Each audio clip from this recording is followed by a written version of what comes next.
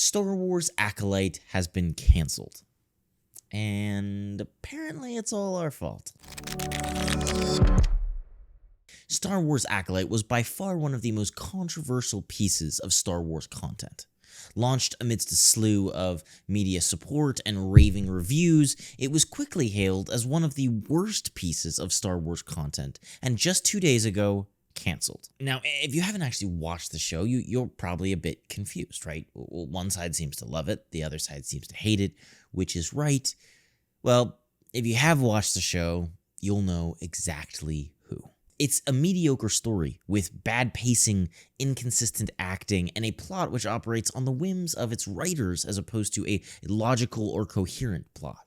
In other words, it just wasn't good. And that's to say nothing of the narratives whirling around the show, claims of racism and bigotry of every kind. Its ratings tanked after the first episode, with half of the viewership of shows like Andor, which already had struggling viewership.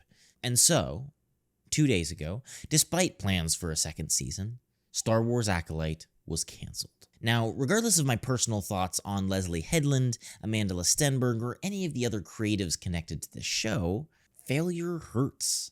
And this, objectively, was a massive failure. Sure, it was deserved. And I mean, maybe very deserved. But in an effort to have an original and slightly less abrasive take on this whole situation, I want to talk about that failure. Every honest artist loves their work, or else they wouldn't create it in the first place. But love, creative passion, time spent, effort given doesn't necessarily mean it's good, right? Just because you worked hard on it doesn't mean you're entitled to success. And that is something which seemed to surround the conversations about this show, which ooze out of the very thing itself. Entitlement. A certain sense of we know better, that this is art and if you can't appreciate it, then it wasn't made for you. Which would explain its failing viewership and the overwhelmingly joyous, if not cruel, response to its cancellation.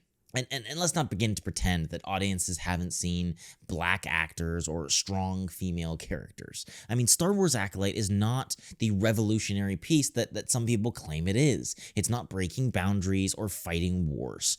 And if the Star Wars fans are really as horribly bigoted and racist as the media claims they are, maybe we shouldn't be making Star Wars media in the first place. But you're certainly not going to do anything by subverting it. Of course, Twitter has already joined the conversation, with users claiming that the bigots have won and that this masterpiece just wasn't given the time to mature and bloom. Which, if you have to write a whole thesis paper about why something is secretly good, it does make me a bit dubious about its quality. And furthermore, slow burn shows don't normally come at the cost of $180 million. And as for the people coming after YouTubers, really? Almost every single mainstream media source supported this show. Disney supported this show, and it still failed. Which means something went very wrong, and no amount of YouTubers could change that much. I'm by no means supporting bigots or bullies, but when you make art, you take a risk. You risk rejection, you risk judgment, and that's what makes artistic success that much sweeter. Now, I won't pretend that the general public is or should be the sole arbiter of artistic merit. In fact, the general public has been very, very wrong on many occasions. Artistic merit is kind of a strange and mysterious combination of objective skill, personal satisfaction, private and public praise, and frankly, God. But I don't think your audience should be ignored wholesale, especially when dealing with Star Wars, which was a historical, financial success and widely lauded as an artistic masterpiece. The patient audience you've been gifted are expecting a certain thing, and that's what the $180 million of good faith means.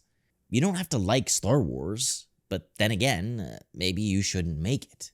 But certainly don't take the money and then make it anyway, because no one will be happy, and no one is. The people who hate Star Wars will always want it to be less Star Wars, and those who love it will always want it to be more of what they've come to expect.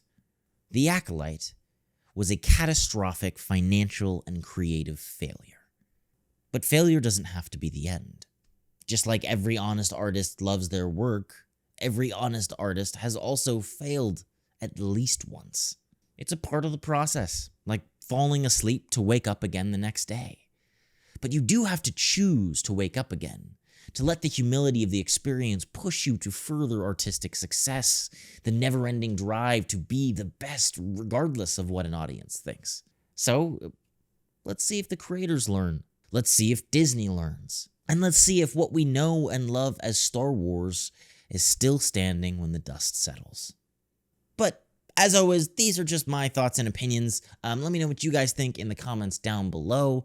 Is there hope for Disney Star Wars? Do you even care anymore? And no matter what you think, just remember, keep reading, keep writing, and I will see you all in the next video.